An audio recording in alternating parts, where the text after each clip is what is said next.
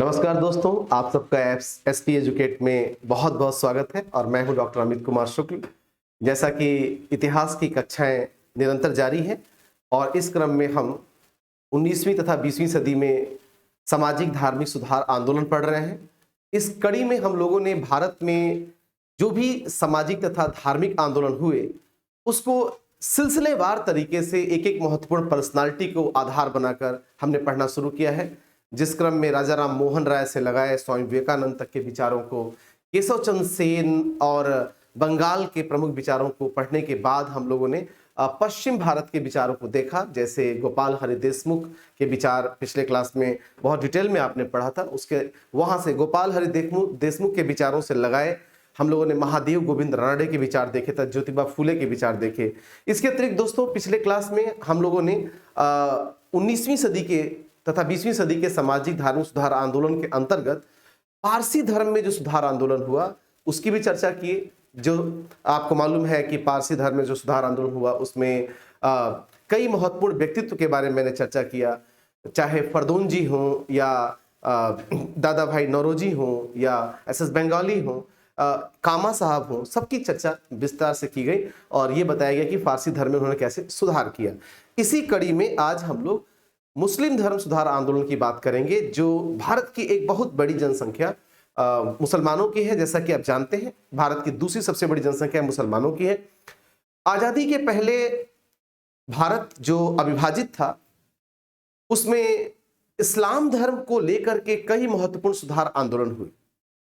आज हम उन्हीं सुधार आंदोलनों को व्यवस्थित क्रम में पढ़ेंगे, जैसे फरायजी आंदोलन, जैसे वहाबी आंदोलन, जैसे टीटू मीर का आंदोलन, सर सैयद अहमद खां का आंदोलन, देवबंद आंदोलन, जैसे कई महत्वपूर्ण आंदोलनों की आज चर्चा हो। संभवतः यह हम 1 से 2 क्लास में पूरी चर्चा को कंप्लीट करेंगे। इस्लाम धर्म में जो भी सुधार आंदोलन हुए उसकी क्या सामान्य प्रकृति रही, आइए सबसे पहले उसे समझते हैं। जैसे कि हिंदू धर्म में जो सुधार आंदोलन हुए, हिंदू समाज में जो सुधार आंदोलन हुए, उसको मैंने कहा कि वो 2 प्रकार के हुए थे। एक पुनरुत्थानवादी हुआ था और एक पुनर्जागरणवादी। इसके अतिरिक्त कुछ पुनरुत्थान और पुनर्जागरणवादी आंदोलन के अतिरिक्त कुछ यथावत अपने धर्म के तथा अपने समाज के मूल्यों को बनाए रखने वाले रूढ़िवादी व्यक्ति भी थे। जैसे राधाकांत देव जो पुनर्स्थापनावादी थे, पुनरुत्थानवादी नहीं, पुनर्स्थापनावादी। पुनरुत्थानवादी तथा पुनर्स्थापनावादी में एक सूक्ष्म अंतर यह होता है कि पुनरुत्थानवादी जहां पर पुरातन मूल्यों को तर्क की कसौटी पर कसकर उसे समाज के हित में या समाज के आलोक में प्रतिष्ठापित करते हैं, जिसमें मानववाद निहित होता है। किंतु पुनर्स्थापनावादी पुराने मान्यताओं को ही स्थापित करना चाहते हैं, चाहे वो मानवतावादी या मानववादी हो या ना। यही कारण था कि राधाकांत देव, जिसके बारे में मैंने चर्चा किया था कि राधाकांत देव जैसे विचारक सती प्रथा के न केवल समर्थक हैं, बल्कि जब राजा राम मोहन राय सती प्रथा को समाप्त करने के लिए जोरदार प्रयास कर रहे थे, वो इंग्लैंड तक गए, तब पीछे पीछे राधाकांत देव भी पहुंच गए और उन्होंने ये प्रयास किया कि कैसे भारत में सती प्रथा बनी रहे। इसी प्रकार इस्लाम धर्म में भी जो धार्मिक और सामाजिक सुधार आंदोलन हुआ उसे भी मुख्यतः हम 2 भागों में बांटकर देख सकते हैं। एक पुनरुत्थानवादी आंदोलन जिसमें पुनर्स्थापनावाद भी शामिल है, और दूसरा आधुनिक परिप्रेक्ष्य में आधुनिक तर्क बुद्धि के आधार पर पुनर्जागरणवादी आंदोलन, जिसे हम बिल्कुल कह सकते हैं कि पुनर्जागरण ही उसका मूल उद्देश्य है। जैसे वहाबी आंदोलन एक पुनरुत्थानवादी आंदोलन था। यह पुनर्स्थापनावादी आंदोलन भी इसे कहा जाता है, किंतु सर सैयद अहमद खां का अलीगढ़ आंदोलन जो था उसे हम पुनरुत्थानवादी के स्थान पर पुनर्जागरणवादी आंदोलन कहते हैं, क्योंकि उन्होंने इस्लाम को आधुनिक परिप्रेक्ष्य में, कुरान को आधुनिक परिप्रेक्ष्य में न केवल परिभाषित करने का प्रयास किया, बल्कि समाज से उन मान्यताओं को, उन रूढ़ियों को समाप्त करने की कोशिश की, जिन्होंने भारतीय समाज को या इस्लामिक समाज को कहीं ना कहीं दुष्प्रभावित किया था। तो हमारे समक्ष ये बिल्कुल स्पष्ट है कि भारतीय समाज में जब इस्लाम धर्म की बात हम करते हैं तो इस्लाम धर्म के अंतर्गत समाज सुधार 18वीं सदी के अंतिम में और 19वीं सदी में विशेष तौर पर दिखाई देती है, जिसमें सबसे पहले वली उल्लाह द्वारा वहाबी आंदोलन की शुरुआत की गई। तो यहां से हम देखते हैं पहला पॉइंट कि इस्लाम में, या समझिए कि भारत में मुस्लिम धर्म में इस्लाम धर्म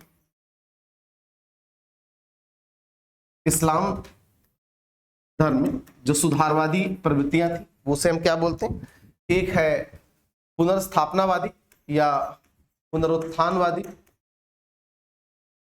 और दूसरा जो है वो है पुनर्जागरणवादी।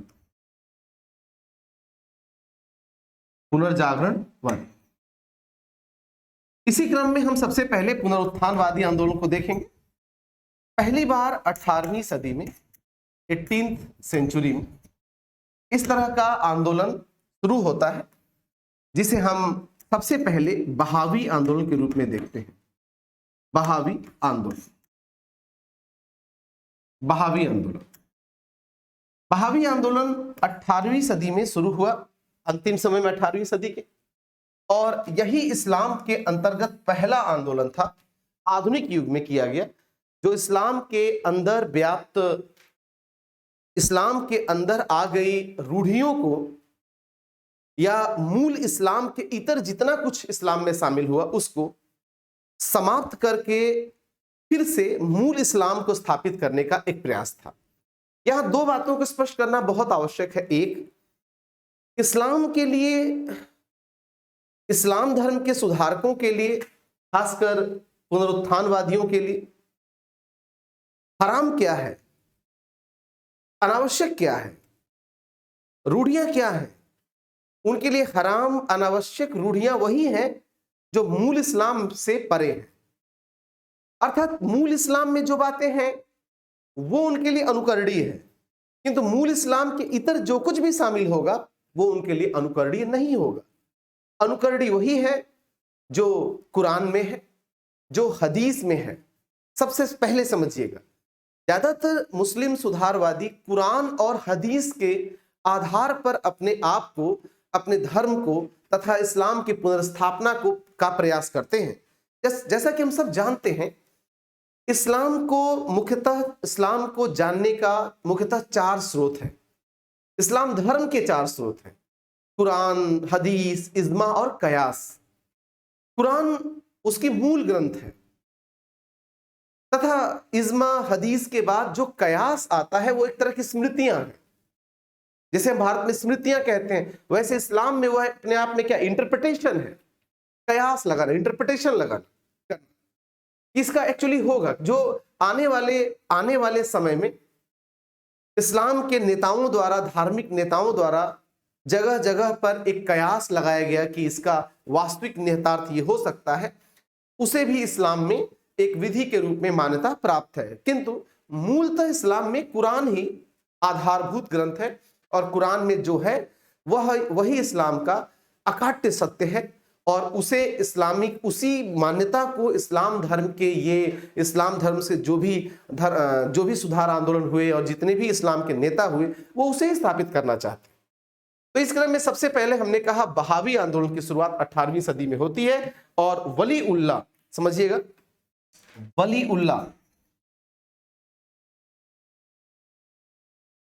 वली उल्लाह बहाव इसके संस्थापक थे या पहले नेता थे, इसे समझिए, बहुत इंपॉर्टेंट है।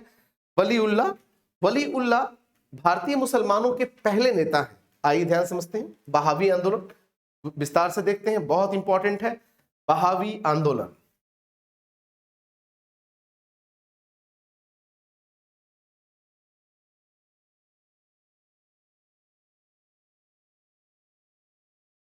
बहावी आंदोलन के बारे में मैंने कहा कि इसकी शुरुआत 18वीं सदी के अंतिम समय में होता है, और वली उल्लाह ये 18th सेंचुरी के लास्ट डिकेड में, हमने कहा वली उल्लाह, ये वली उल्लाह एक नेता है जिन्होंने बहावी आंदोलन की शुरुआत की थी। वली उल्लाह और ये वलीउल्लाह को इस्लाम का पहला नेता माना जाता है। समझिएगा 18वीं सदी में हम कह सकते हैं कि इन्हें इस्लाम का पहला नेता माना जाता है। आधुनिक युग में पहला नेता इन्हें मानते हैं। आधुनिक युग में भारत का पहला नेता वलीउल्लाह को माना जाता है इस्लाम का। 18वीं सेंचुरी के लास्ट डिकेड में, अंतिम शताब्दी में इनका समय शुरू होता है। इनके अनुसार समझिए कि जो कुछ भी इस्लाम धर्म में, इस्लाम संस्कृति में जो भी गिरावट आई, उसको फिर से एक बार क्या करना है, पुनर्प्रतिष्ठित करना है, पुनर्स्थापित करना है।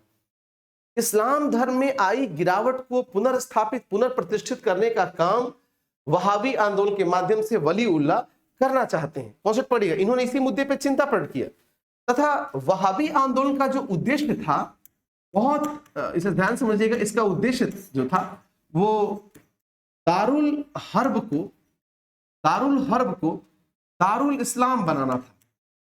दारुल हर्ब को दारुल इस्लाम बनाना था। इसे समझिए, दारुल हर्ब को क्या करना था, दारुल इस्लाम बनाना था। अर्थात काफिरों के देश को ये मुसलमानों का देश बनाना चाहते थे। यानी कहीं ना कहीं इनके जो विचार है उसमें अतिवाद दिखाई देता है, क्योंकि काफिरों के देश में या काफिरों के देश को वो इस्लाम का देश बनाना चाहते हैं। ये कैसे मुमकिन होगा? निसंदेह वो इस्लाम थोपना चाहते हैं, ऐसा भी दिखाई देता है। बावजूद इसके बहावी आंदोलन का उद्देश्य है दारुल हर्ब को क्या बनाना, दारुल इस्लाम में बदलना। दारुल इस्लाम, ये समझिए, काफी इंपॉर्टेंट है। यानी कि इनका यह मानना था कि सच्चे अर्थों में हमें ऐसा इस्लाम स्थापित करना है जो मोहम्मद साहब के समय था। यानी मोहम्मद साहब के समय वाला इस्लाम की स्थापना वहाबी आंदोलन के माध्यम से करना चाहते हैं। समझिएगा, मोहम्मद साहब वाले इस विचारधारा को जो है, जब सैयद अहमद बरेलवी, कॉन्सेप्ट पकड़िएगा, जब सैयद अहमद बरेलवी,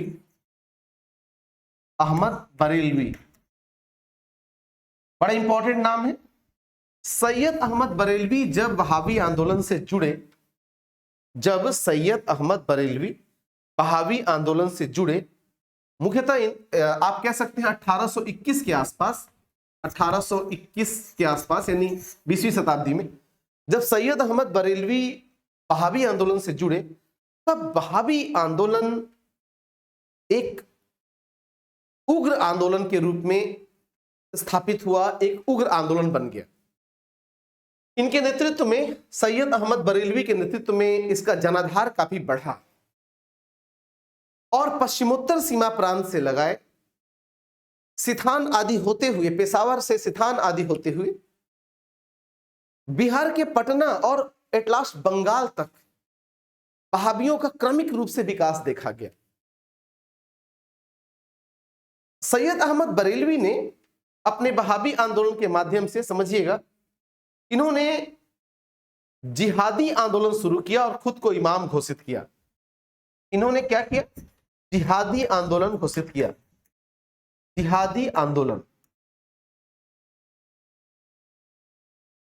घोषित किया और खुद को कहा कि मैं इमाम हूं, खुद को इमाम घोषित किया।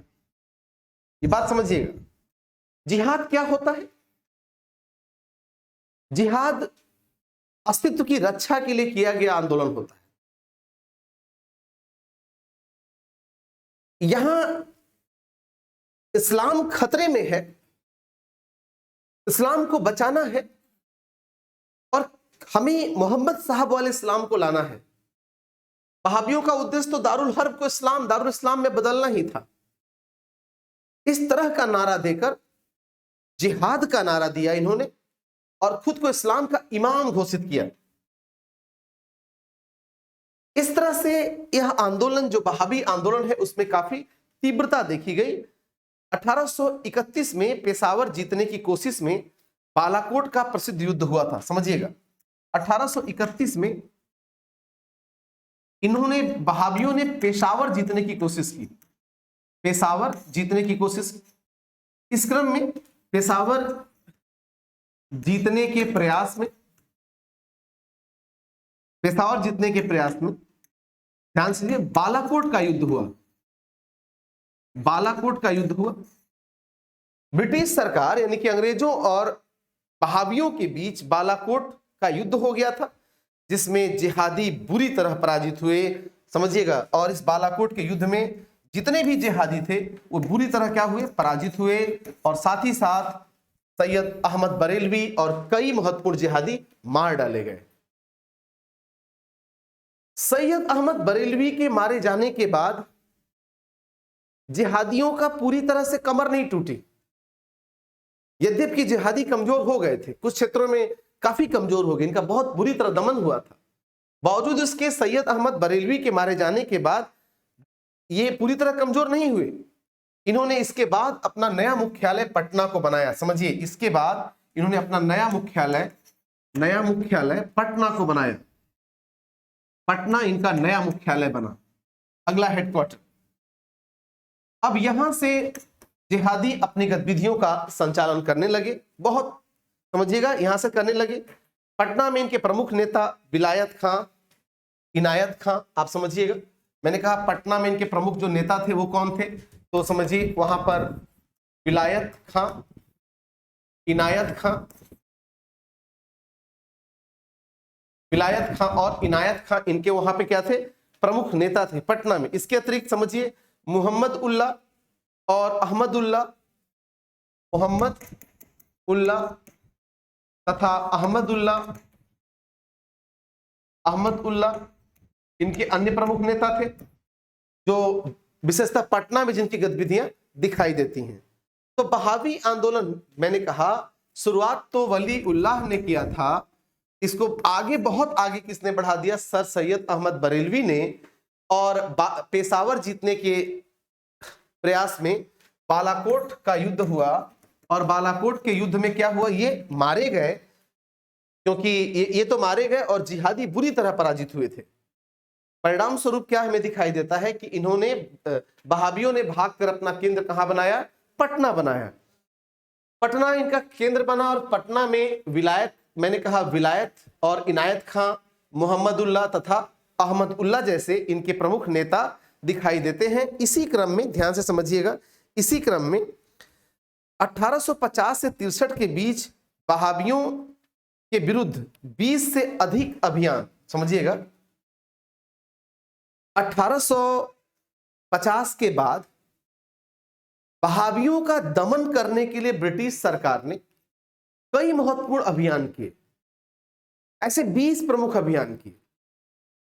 इसके लिए स्पेशल पुलिस टास्क गठित किया गया था।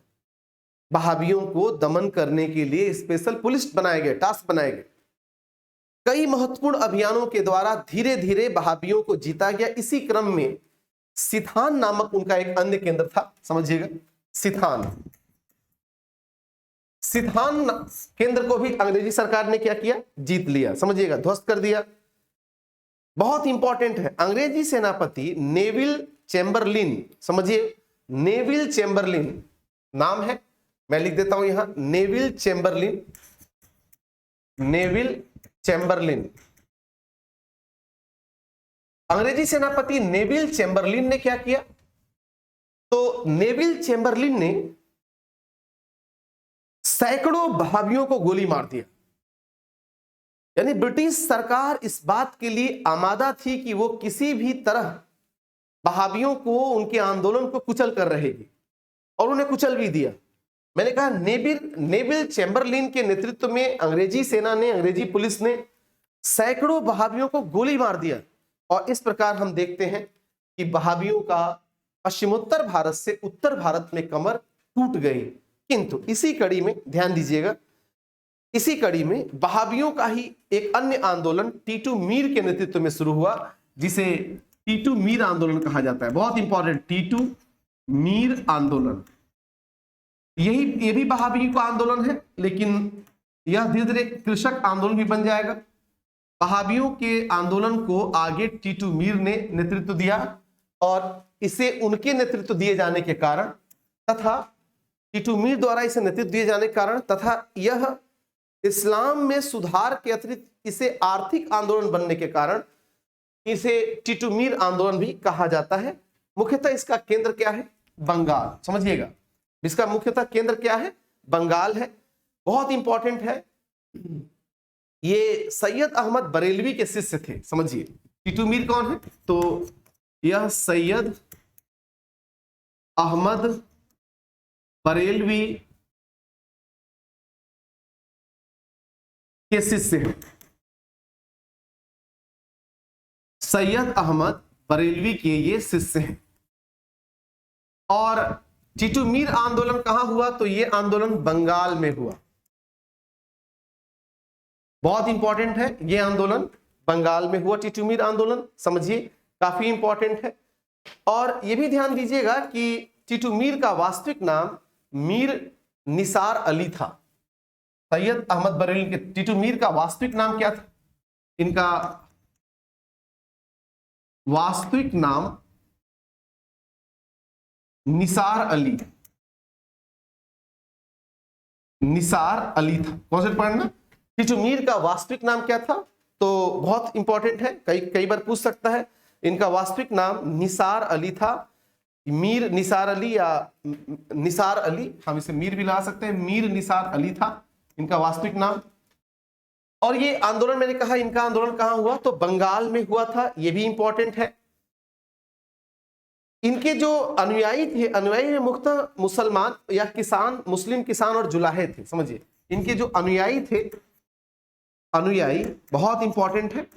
अनुयायियों में मुख्यतः कौन कौन थे? तो अनुयायियों में एक तरफ मैं कह सकता हूं कि मुस्लिम किसान, मुस्लिम किसान, इनके अनुयायियों में मुस्लिम किसान थे। और मुस्लिम किसानों के अतिरिक्त मुस्लिम किसान थे। मुस्लिम किसानों के अतिरिक्त इनके दूसरे अनुयायी जो वो जुलाहे थे, जुलाहे। अनुयायी इनके कौन है? तो मुस्लिम किसान है और जुलाहे हैं मुख्यतः, समझिएगा, काफी इंपॉर्टेंट है ये, समस्त समझिएगा, काफी इंपॉर्टेंट है, इसको आपको समझना होगा। टीटू मीर आंदोलन जो है, ये मैंने बेसिक बात बताई इस आंदोलन की कि ये आंदोलन कहां हुआ? बंगाल में। और किस आंदोलन की उपज है टीटू आंदोलन? तो बहावी आंदोलन की उपज है टीटू आंदोलन, समझिएगा। सैयद अहमद बरेलवी के ये शिष्य थे और इनका वास्तविक नाम मीर निसार अली था। इनके जो अनुयायी थे, इनके प्रमुख अनुयायी में बंगाल के मुस्लिम किसान थे तथा जुलाहे थे, इसे आप समझिए। आइए अब यहां से देखते हैं, इस्लाम में जो भी अंधविश्वास व्याप्त हो गया था, उन सभी तरह के अंधविश्वासों के खिलाफ टीटू मीर ने प्रतिक्रिया करने का प्रयास किया, प्रतिक्रिया देने का प्रयास किया। और इनका भी मानना था कि इस्लाम की स्थापना वास्तविक इस्लाम, मूल इस्लाम के आधार पर किया जाए, यानी कि हमें वही इस्लाम बनाना है जो मोहम्मद साहब के समय था। मूलतः मैंने कहा कुरान और हदीस पर आधारित, कुरान तथा हदीस पर आधारित इस्लाम की स्थापना करना वलीउल्लाह का भी प्रयास था, सैयद अहमद बरेलवी का भी प्रयास था और टीटू मीर का भी प्रयास था। लेकिन इन्होंने इस्लाम में सुधार का प्रयास तो किया ही, अपने आंदोलन का प्रारंभ यहां से तो किया ही, किंतु देखते ही देखते इनका आंदोलन जमींदारों के खिलाफ हो गया, बंगाल के जमींदारों के खिलाफ। बात कुछ यह है कि बात कुछ ऐसी थी कि बंगाल में अधिकांशतः जमींदार हिंदू थे और बंगाल के अधिकांशतः किसान मुसलमान। जमींदार कई बार कई तरह का इनसे कर लिया करते थे, अधिक कर लिया करते थे। और सबसे बड़ी समस्या थी कि वहां के जमींदारों ने इनसे दाढ़ी कर लेना प्रारंभ कर दिया। कौन सा पकड़िएगा? तो मुस्लिम किसानों से वहां के जमींदारों ने धीरे धीरे, मैंने क्या कहा, आगे क्या हो गया, इनका आंदोलन जो है, इनका आंदोलन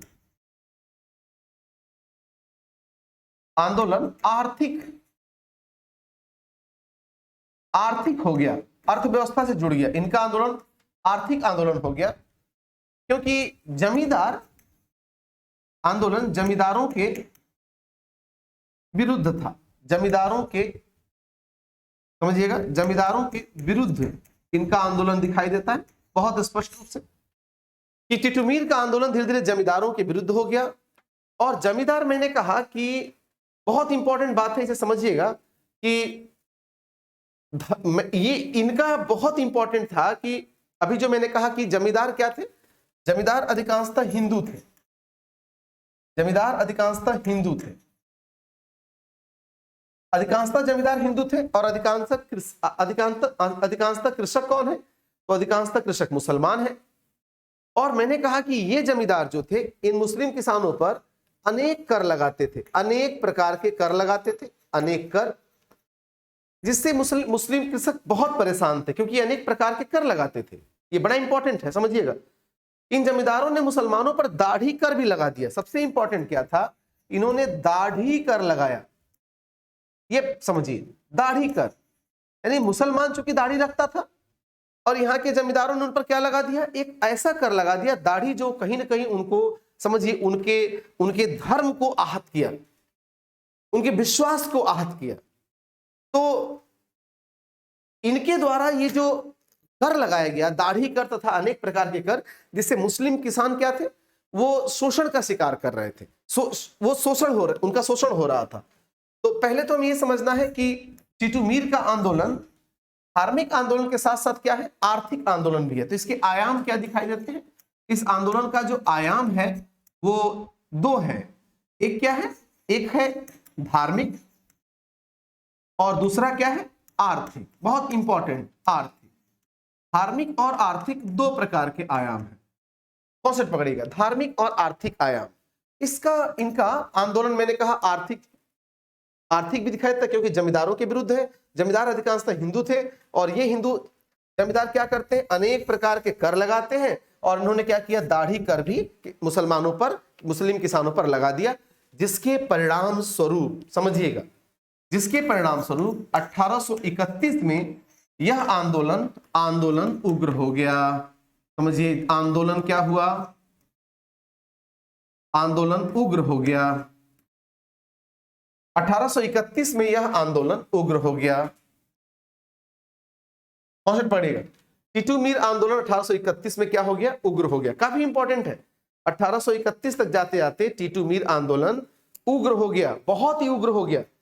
अब इसकी उग्रता इतनी बढ़ गई कि समझिए सरकार को सामने आना पड़ा। पुलिस की मदद से सरकार ने 1831 में ही, समझिएगा, ब्रिटिश सरकार ने इसका 1831 में ही दमन कर दिया। और इस दमन के क्रम में स्वयं टीटू मीर मारा गया। यह बहुत इंपॉर्टेंट है कि जब ये दमन हुआ तो इस संघर्ष में क्या हुआ, टीटू मीर स्वयं मारा गया। और इस प्रकार हम देख सकते हैं कि पश्चिमोत्तर भारत से लगाए पेशावर होते हुए, सिथान, पटना होते हुए बंगाल तक वहाबी आंदोलन और उसकी शाखाएं अलग अलग रूप में कार्य करती रहीं। लेकिन एट लास्ट मैंने कहा कि बंगाल में भी इसका एक शाखा टीटू मीर के नेतृत्व में था, जो 1831 में जिसका दमन ब्रिटिश सरकार ने कर दिया था। और यह बहुत उग्र आंदोलन बन गया था।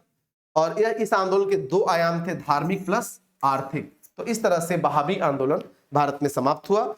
इसमें पीछे हम रिवर्स करके कुछ बातें देखते हैं। जैसे वहाबी आंदोलन वलीउल्लाह ने सबसे पहले शुरू किया 18th सेंचुरी। मैंने कहा 18th सेंचुरी में इसे वलीउल्लाह द्वारा शुरू किया गया था, 18th सेंचुरी के बिल्कुल लास्ट डिकेड में, जैसे 1790 के बाद।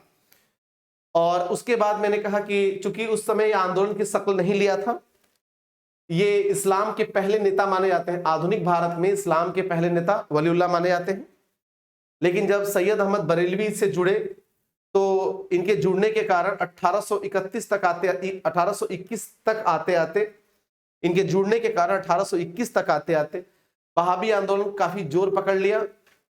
और मैंने कहा कि स्वयं सैयद अहमद ने क्या कहा, उन्होंने अपने आप को, उसने इस आंदोलन को जिहादी आंदोलन में बदल दिया तथा अपने आप को इमाम घोषित किया। 1831 में यहां भी 1831 और वहां भी 1831, टीटू मीर का, समझिएगा। 31 में पेशावर जीतने के क्रम में मैंने कहा बालाकोट का युद्ध हुआ।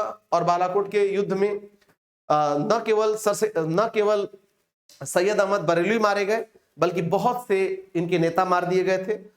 फाइनली वो अब पटना को अपना केंद्र बनाए और पटना से अपनी गतिविधियों का संचालन करने लगे। और इस दौरान मैंने कहा कि विलायत विलायत खां, इनायत खां और मोहम्मदुल्लाह तथा अहमदुल्लाह जैसे कई महत्वपूर्ण नेता यहां दिखाई देते हैं। इन्होंने अपनी गतिविधियों को 1860-62 तक जारी रखा था। अंतोगत्वा ब्रिटिश सरकार ने स्पेशल पुलिस बल का गठन किया इनके दमन के लिए। 20 के आसपास इनके विरुद्ध अभियान किया और इनका अंतोगत्वा दमन कर दिया। जब ये सब चल रहा था उसी समय, मैंने कहा उसी समय, सडनली उसी समय बंगाल में टीटू मीर जो सैयद अहमद बरेलवी के शिष्य थे, इन्होंने एक आंदोलन शुरू किया जिसे इन्हीं के नाम पर टीटू मीर आंदोलन कहा जाता है। इस आंदोलन का आयाम धार्मिक और आर्थिक दोनों था। धार्मिक इसलिए था कि ये भी सैयद अहमद बरेलवी की तरह से या बहावी आंदोलन की तरह से इस्लाम में जो अंधविश्वास था उसे दूर करना चाहते थे, और आर्थिक इसलिए था क्योंकि बंगाल में मैंने कहा अधिकांशतः जमींदार हिंदू थे जो मुसलमानों पर कई प्रकार से, जो मुस्लिम किसानों पर कई प्रकार के कर लगाते थे। उन्हीं में एक दाढ़ी कर भी था। 1831 तक आते आते यह आंदोलन क्या हो गया, काफी उग्र हो गया और अंतोगत्वा सरकार ने इसका दमन कर दिया। और क्या हमें दिखाई देता है कि सरकार के दमन के क्रम में ही, इसी दमन के क्रम में टीटू मीर भी मारे गए और इस प्रकार भारत में बहावी आंदोलन का दमन हुआ। ओवरऑल तो बहावी आंदोलन अपने आप में देखा जाए तो एक उग्र आंदोलन था जिसका मूल उद्देश्य भारत को दारुल हर्ब को दारुल इस्लाम में बदलना था, जिसका मूल उद्देश्य था इस्लाम के अंदर जो कुछ भी ऐसी मान्यताएं समय के साथ जुड़ गई हैं जो मूल इस्लाम में नहीं है उसे हटा दिया जाए और पैगंबर मोहम्मद के समय का इस्लाम स्थापित किया जाए जो कुरान तथा हदीस पर आधारित हो। तो ये मैंने अभी जो बताया वो था आपका बहुत इंपॉर्टेंट है बहावी आंदोलन। इसी क्रम में एक फराइजी आंदोलन हुआ, बहुत ही छोटा आंदोलन है, उसे समझ लीजिए। फराइजी आंदोलन, फराइजी आंदोलन इसे समझिए। ये कुछ छोटे छोटे आंदोलन है जिसे हम अभी निपटा देते हैं, फिर सर सैयद अहमद खां का हम अलीगढ़ आंदोलन पढ़ेंगे। पहले देखिएगा ध्यान से, फराइजी आंदोलन हुआ हाजी शरीयतुल्लाह के द्वारा। फराइजी आंदोलन किसके द्वारा हुआ, तो ये हाजी शरीयतुल्लाह के द्वारा हुआ। हाजी शरीयतुल्लाह, हाजी शरीयतुल्लाह के द्वारा फराइजी आंदोलन हुआ। ये बहुत इंपॉर्टेंट है। हाजी शरीयतुल्लाह जो है वो फराइजी आंदोलन के संस्थापक हैं, काफी इंपॉर्टेंट है। और यह समझिएगा, यह आंदोलन भी कहां हुआ, तो ये बंगाल में हुआ। यह आंदोलन भी बंगाल में हुआ। फराइजी आंदोलन कहां हुआ, तो यह आंदोलन भी बंगाल में हुआ और हाजी शरीयतुल्लाह के नेतृत्व में हुआ, समझिएगा। और ये आंदोलन भी बहुत इंपॉर्टेंट है, फरेद, यह आंदोलन भी फरेद अर्थात इस्लाम के मूल सिद्धांत, इस्लाम के जो मूल सिद्धांत है, इस्लाम के मूल सिद्धांत की स्थापना पर आधारित था। कॉन्सेप्ट पढ़िएगा, फराइजी आंदोलन भी मैंने कहा इस्लाम की मूल सिद्धांतों पर आधारित था। इसी पर सिद्धांत पर क्या देता था, इसी पर बल देता था। यानी जिस प्रकार से बहावी आंदोलन में आपने देखा कि बहावी आंदोलन मूल इस्लाम की स्थापना के लिए हुआ था, वैसे ही फराइजी आंदोलन भी इस्लाम के मूल सिद्धांतों पर बल देता था और इस्लाम के मूल सिद्धांतों के इतर जो कुछ भी इस्लाम में शामिल था उसका खंडन करता है और ये भी उसी कुरान तथा हदीस के आधार पर इस्लाम को स्थापित करने का प्रयास करता है फराइजी आंदोलन। फराइजी आंदोलन बहुत समय तक नहीं रहा और ना ही बहावियों की तरह इसका भारत के अनेक क्षेत्रों में इसका प्रसार हुआ। फराइजी आंदोलन मुख्यतः बंगाल तक सीमित रह गया। इसमें भी आर्थिक पुट देखे गए, बावजूद इसके फराइजी आंदोलन मूलतः एक धार्मिक आंदोलन था। समझिएगा, यह मूलतः क्या था, यह एक मूलतः धार्मिक आंदोलन, यह मूलतः एक धार्मिक आंदोलन था। इसे समझना होगा, मूलतः यह एक धार्मिक आंदोलन था। और आगे चलकर कॉन्सेप्ट पकड़िएगा, आगे चलकर ये जो धार्मिक आंदोलन था इसको कोशिश किया गया कि इस धार्मिक आंदोलन को सामाजिक और सांस्कृतिक आंदोलन में, इसके माध्यम से सामाजिक एवं सांस्कृतिक आंदोलन के रूप में इसे बनाया जाए। ये भी धार्मिक आंदोलन था मैंने कहा, लेकिन फराइजी आंदोलन इस्लाम के समाज और इस्लाम की संस्कृति में किसी तरह का बदलाव नहीं चाहता था, बल्कि इसे मूल इस्लाम पर आधारित बताना चाहता था। फरायजी आंदोलन की सबसे बड़ी विशेषता यही है। तो आगे चलकर इस आंदोलन में समझिएगा, हाजी सदुतुल्ला के पुत्र दुद्दू मियां, समझिए हाजी सदुतुल्ला और आगे चलकर इनके पुत्र दुद्दू मियां, इन्होंने इस आंदोलन को आगे बढ़ाया। दुद्दू मियां यानी फरायजी आंदोलन के संस्थापक कौन है? तो इनके संस्थापक मैंने कहा हाजी सदुतुल्ला है, और हाजी सदुतुल्ला के बाद उनके पुत्र कौन? दुद्दू मियां ने इस आंदोलन का संचालन किया, समझिएगा। और सबसे महत्वपूर्ण क्या दिखाई देता है कि मैंने कहा कि यह दुद्दू मियां के समय तक जाते जाते इन्होंने क्या किया, बाकायदे एक सेना गठित कर ली। दुद्दू मियां ने बाकायदे क्या किया, एक सेना बनाई, एक सेना का गठन किया। इस तरह ये और आक्रामक हो गया। और इस समय, इनके समय में, दुद्दू मियां के समय, इन्होंने एक ऐसी सेना बनाया जो अपने उद्देश्यों की प्राप्ति के लिए कुछ भी करने को तैयार है, समझिए, सशस्त्र बल का गठन किया। और अनेक अवसरों पर इनका संघर्ष भी हुआ, जमींदारों से, पुलिस से इनके संघर्ष होते रहे। अंतोगत्वा क्या दिखाई देता है कि ब्रिटिश शासन के द्वारा, समझिएगा, और ब्रिटिश शासन के द्वारा इनका संघर्ष होता है और संघर्ष में इनका भी दमन होता है। किंतु मैंने एक बात कही कि फरायजी आंदोलन एक धार्मिक आंदोलन है, किंतु साथ ही साथ इसने सामाजिक और सांस्कृतिक क्षेत्र में भी अपना योगदान दिया कि इस्लाम के सामाजिक और सांस्कृतिक मूल्यों में बदलाव न हो। मैंने फिर भी एक बात और बताई थी कि इन्होंने क्या किया, जमींदारों को, समझिएगा इंपॉर्टेंट है, इन्होंने जमींदारों को अधिक कर देने से मना कर दिया, जमींदारों को अधिक कर देने से क्या किया, इन्होंने सख्त रूप से मना किया, समझिएगा। इस तरह से इसका एक एस्पेक्ट क्या हो जाता है, आर्थिक हो जाता है। आगे चलकर मैंने कहा कि इस आंदोलन का दमन कर दिया गया और इसके दमन में मुख्यतः ब्रिटिश सरकार की भूमिका रही। तो आपको पूछेगा क्या, प्रारंभिक परीक्षा के दृष्टिकोण से समझिए या मुख्य परीक्षा के दृष्टिकोण से, फरायजी आंदोलन पर टिप्पणी पूछ सकता है। लेकिन मुख्यतः आपको अगर यूपीएससी में या पीसीएस में या आरओ में अगर प्रश्न आता है प्रारंभिक परीक्षा में, तो ये पूछेगा फरायजी आंदोलन के संस्थापक कौन है? तो हाजी सरियतुल्ला, उसके बाद दुद्दू मियां इसके संस्थापक है, केंद्र क्या है? बंगाल। यह मुख्यतः क्या है? तो एक धार्मिक आंदोलन से शुरू हुआ था जिसमें सामाजिक और सांस्कृतिक परिप्रेक्ष्य भी जुड़ गया, और अंत मैंने कहा कि जमींदारों को इन्होंने अतिरिक्त कर देने से या ज्यादा कर देने से क्या किया था, मना कर दिया था। इस प्रकार हमें क्या दिखाई देता है कि फरायजी आंदोलन के कई उद्देश्य स्पष्ट दिखाई देते हैं। और जब दुद्दू मियां ने व्यवस्थित रूप से एक सेना का गठन कर दिया था अपने उद्देश्यों की प्राप्ति के लिए, तब काफी यह आंदोलन आक्रामक हो गया। जमींदारों से भी इनके कई बार संघर्ष हुए, पुलिस से संघर्ष हुए, और अंतोगत्वा यह आंदोलन का दमन कर दिया गया। ओवरऑल मुख्यतः इस बात को समझिएगा कि आंदोलन के उद्देश्य क्या रहे हैं। इसी समय कुछ हम दो छोटे छोटे आंदोलन के बारे में चर्चा कर देते हैं, आपके सामने रख देते हैं। जैसे बंगाल में एक तयूनी आंदोलन भी चला था, तयूनी आंदोलन चला था। बंगाल में एक तयूनी आंदोलन चलाया गया था, बहुत इंपॉर्टेंट, तयूनी आंदोलन, जिसका नेतृत्व करामत अली जौनपुरी ने किया था। इसका नेतृत्व किसने किया था? करामत अली जौनपुरी ने किया था। करामत अली जौनपुरी। अभी प्रारंभिक परीक्षा के दृष्टिकोण से करामत अली जौनपुरी आपसे पूछ सकता है प्रारंभिक परीक्षा में कि आप बताइए कि तैमूरी आंदोलन, समझिएगा, के नेतृत्वकर्ता कौन थे?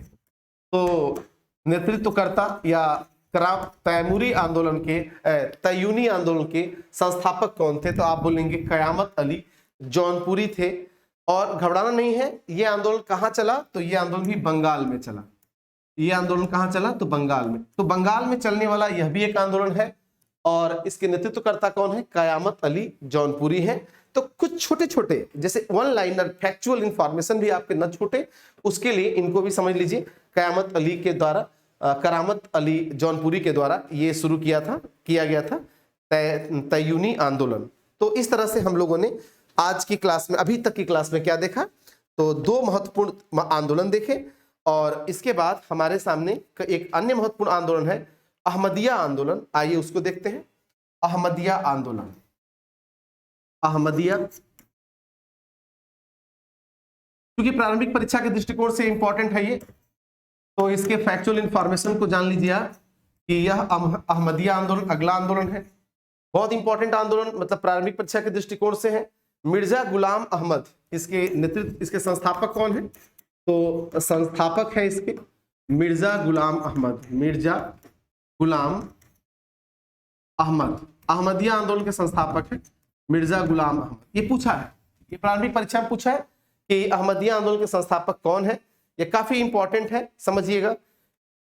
1889 को 1889 को इन्होंने गुरदासपुर, जो पंजाब में आज पड़ता है, आप समझिएगा ये पंजाब में पड़ता है, गुरदासपुर,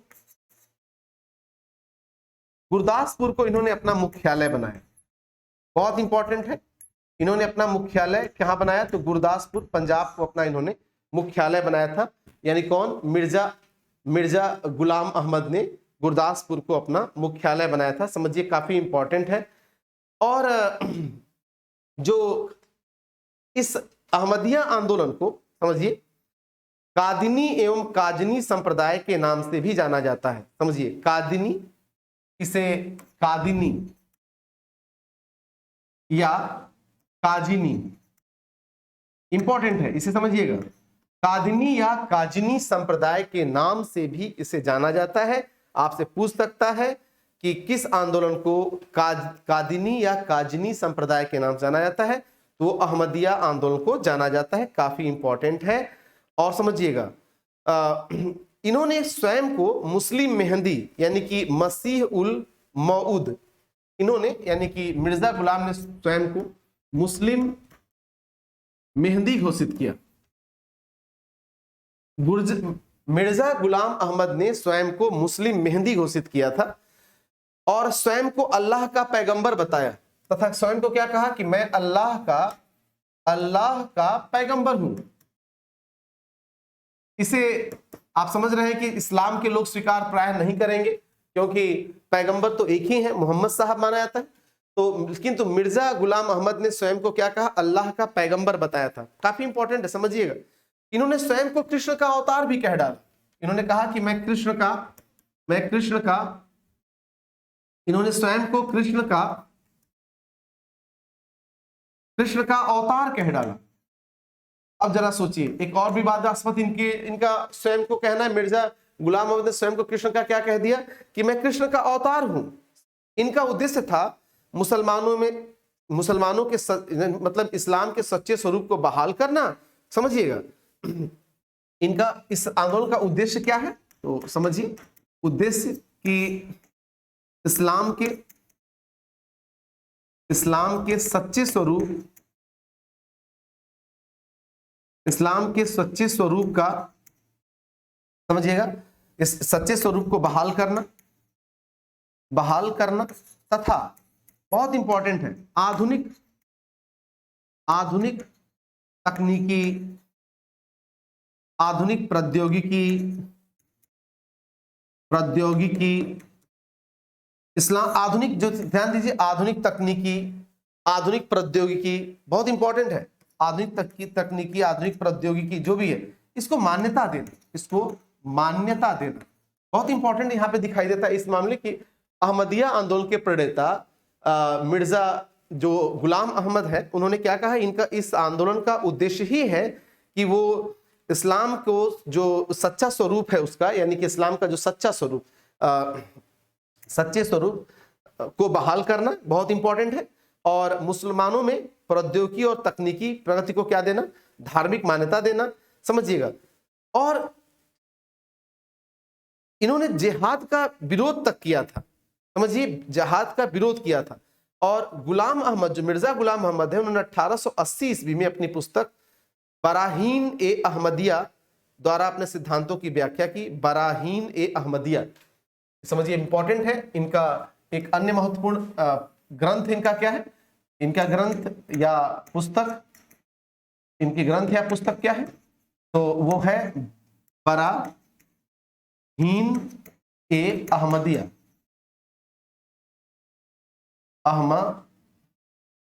बराहीन ए अहमदिया 65 पकड़िएगा, ये इनकी पुस्तक है, यानी इनका ग्रंथ या पुस्तक मिर्जा गुलाम मोहम्मद की क्या है, तो वो है, बहुत इंपॉर्टेंट है, बराहीन ए अहमदिया।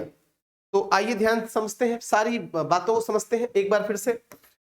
और मैंने अभी थोड़ी देर पहले कहा कि इन्होंने क्या किया, इस आंदोलन ने जिहाद का विरोध किया था, विद्रोह किया। तो संस्थापक कौन है इसके, तो मिर्जा गुलाम अहमद। अहमदिया आंदोलन, इसको इंपॉर्टेंट समझिएगा, ये काफी इंपॉर्टेंट है, यहां से प्रारंभिक परीक्षा में प्रश्न आता है, ये इंपॉर्टेंट है, प्रारंभिक परीक्षा में यहां से प्रश्न आता ही आता है। तो एक बार इसको रिवीजन कर लेते हैं, सबसे बहुत शॉर्ट में से रिवीजन कर लेते हैं। अहमदिया आंदोलन, ये अहमदिया आंदोलन जो है, इसके प्रणेता कौन है, यानी संस्थापक कौन है, तो इसके संस्थापक है मिर्जा गुलाम अहमद, बहुत इंपॉर्टेंट है। अहमदिया आंदोलन के प्रणेता मिर्जा गुलाम अहमद है। अहमदिया आंदोलन ने अपना केंद्र या मुख्यालय को कहां शुरू किया, इन्होंने अपना केंद्र या मुख्यालय 1889 में गुरदासपुर, जो आज के पंजाब है ना, वहां पर शुरू किया था। और समझिए यही इनका मुख्यालय बना। इनका उद्देश्य क्या था, तो सच्चे इस्लाम की स्थापना करना था, सच्चे इस्लाम को बहाल करना था। इन्होंने आधुनिक तकनीकी और प्रौद्योगिकी को इस्लाम धर्म के द्वारा मान्यता देने का प्रयास किया था। आगे ध्यान देना, इन्होंने खुद को मुस्लिम मेहंदी घोषित किया। मुस्लिम मेहंदी घोषित करने का अभिप्राय क्या है, ये बहुत इंपॉर्टेंट है। मुस्लिम मेहंदी घोषित करने का क्या अभिप्राय है, इसे मसीह उल मऊद भी कहा जाता है, यानी कि इस्लाम का एक तरह से सबसे सर्वोच्च नेता है। इन्होंने स्वयं को अल्लाह का पैगंबर घोषित किया और स्वयं को कृष्ण का अवतार बताया। यहां से क्वेश्चन आ सकता है, पहला मुस्लिम मेहंदी घोषित किया, दूसरा अल्लाह का पैगंबर घोषित किया, तीसरा कृष्ण का अवतार घोषित किया। इनका जो ग्रंथ है या पुस्तक है, उसे मैंने कहा क्या कहते हैं, तो वो पुस्तक का नाम है बराहीन ए अहमदिया, बहुत इंपॉर्टेंट है। इनके ग्रंथ को बराहीन ए अहमदिया कहा जाता है, बहुत ही इंपॉर्टेंट है, बराहीन ए अहमदिया। और इस ग्रंथ के द्वारा मिर्जा गुलाम अहमद ने इस अपने जो भी इनकी थ्योरी थी, इनका सिद्धांत था, उसकी व्याख्या किया था। तो अहमदिया आंदोलन इस्लाम में एक अन्य महत्वपूर्ण आंदोलन है, बहुत ही इंपॉर्टेंट, इसे समझ के रखिएगा। और आंदोलन है जिसने इस्लाम को गहराई से कुछ समय तक प्रभावित किया था, कुछ जगह क्षेत्रों में प्रभावित किया था। और मिर्जा गुलाम अहमद को बहुत से इस्लामिक लोगों ने इनका विरोध भी किया, क्योंकि इन्होंने खुद को दो महत्वपूर्ण बातों के माध्यम से इनका सबसे अधिक विरोध हुआ था। एक कि इन्होंने क्या कहा था, अल्लाह का खुद को अल्लाह का पैगंबर बता दिया, मुस्लिम मेहंदी घोषित किया और कृष्ण का अवतार घोषित किया। इसके कारण बहुत से मुसलमानों ने इनका विरोध किया था। ओवरऑल आगे हम क्या देखते हैं कि बंगाल में अन्य कई महत्वपूर्ण आंदोलन हुए, लेकिन इसके अतिरिक्त, इन आंदोलनों के अतिरिक्त एक अन्य छोटा सा आंदोलन है, उसके बारे में हम लिख देते हैं, जैसे अहरार आंदोलन। आइए देखते हैं अहरार, केवल एक लाइन फैक्चुअल इंफॉर्मेशन है। अहरार आंदोलन, अहरार आंदोलन, ये जो अहरार आंदोलन है, मुख्यतः समझिए, ये 1910 ईस्वी में शुरू हुआ था। 1910 ईस्वी में ये शुरू हुआ अहरार आंदोलन। ये 1910 ईस्वी में शुरू हुआ और इससे कई महत्वपूर्ण सुधारक जुड़े थे, जैसे मोहम्मद अली, हकीम अजमल खां, समझिएगा, मजरूल खां। तो जैसे इसके हमने कहा कि मोहम्मद अली, हकीम अजमल खां, बहुत इंपॉर्टेंट है इस मामले में कि मोहम्मद अली इसके जुड़े हैं, हकीम अजमल खां जुड़े हैं, हसन इमाम, जाफर अली खां, यानी हसन इमाम, जाफर अली खां आदि इससे क्या है, जुड़े हैं, इसके प्रमुख नेता हैं। ये अहरार आंदोलन के क्या है, प्रमुख नेता हैं, समझिएगा। और इसका भी, अहरार आंदोलन का भी उद्देश्य है कि सच्चे इस्लाम की स्थापना करना, यानी कि अहरार आंदोलन का उद्देश्य है कि सच्चे इस्लाम की स्थापना करना, समझिएगा, सच्चे इस्लाम की स्थापना करना इनका भी उद्देश्य है। 1910 के आसपास तक यह देखा। तो आपको देखिए प्रारंभिक परीक्षा में ये पीटी के लिए इंपॉर्टेंट है, क्योंकि मैंने जो कुछ मैं बड़े विचारकों के बारे में पढ़ा रहा हूं वो प्री और मेंस दोनों के लिए उपयोगी है। किंतु यहां पर जैसे मैंने कहा अहरार आंदोलन, इसमें आपसे पूछ सकता है कि यह इस अहरार आंदोलन कब हुआ, तो 1910 के आसपास, और इसके प्रमुख नेता के हैं तो मोहम्मद अली, हकीम अजमल खां, हसन खां, ये भी सच्चे इस्लाम की स्थापना करना चाहते हैं, किंतु इनके अंदर भी कहीं ना कहीं इस्लाम में दारुल हर्ब को दारुल इस्लाम में बदलने जैसी बात दिखाई देती है।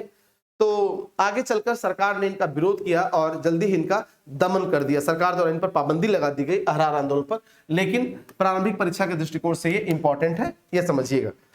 अब हम लोगों के पास इस्लाम में जो भी सुधारवादी आंदोलन, इस्लाम के अंदर जो सुधारवादी आंदोलन हुए, उसके अंतर्गत हम लोगों ने बहाबियों को पढ़ा। बहाबियों के बाद हम लोगों ने टीटू मीर को पढ़ा। टीटू मीर के बाद हम छोटे आंदोलन के तौर पे देखे। उसके बाद हम लोगों ने अहमदिया आंदोलन को देखा। टीटू मीर के बाद हम लोगों ने अहमदिया आंदोलन देखा। अहमदिया आंदोलन के बाद हम लोग अहरार आंदोलन को भी समझे। इसी क्रम में हम क्या समझते हैं कि अब दो बड़े महत्वपूर्ण आंदोलन बचे हैं। एक सर सैयद अहमद खां का अलीगढ़ आंदोलन तथा दूसरा देवबंद आंदोलन, जिसका केंद्र सहारनपुर है। ये बहुत ही इंपॉर्टेंट दोनों आंदोलन है। एक क्लास स्पेशल इसके लिए चाहिए कि अलीगढ़ आंदोलन तथा देवबंद आंदोलन दोनों एक दूसरे के विरोधी भी हैं। ये आंदोलन दोनों एक दूसरे के विरोधी भी दिखाई देते हैं, क्योंकि एक इस्लाम की पुनर्स्थापना करना चाहता है तो दूसरा आधुनिकीकरण करना चाहता है, इसलिए दोनों एक दूसरे के विरोधी नजर आते हैं, किंतु दोनों का उद्देश्य इस्लाम में सुधार है। आप देखेंगे कि दोनों आंदोलनों में किस तरह का टकराव दिखाई देगा। तो एक क्लास में हम सर सैयद अहमद खां तथा देवबंद आंदोलन को लेंगे, कल की क्लास में उसे लिया जाएगा। आज इस्लाम के मैंने कुछ अन्य आंदोलनों की चर्चा की जो मुख्यतः प्रारंभिक परीक्षा के दृष्टिकोण से उपयुक्त है, किंतु जब कल हम पढ़ाएंगे सर सैयद अहमद खां तो वो मुख्य परीक्षा और प्रारंभिक परीक्षा दोनों दृष्टिकोण से समान रूप से उपयोगी है। तो आज की क्लास यहीं तक। कल फिर मिलते हैं, तब तक के लिए नमस्कार।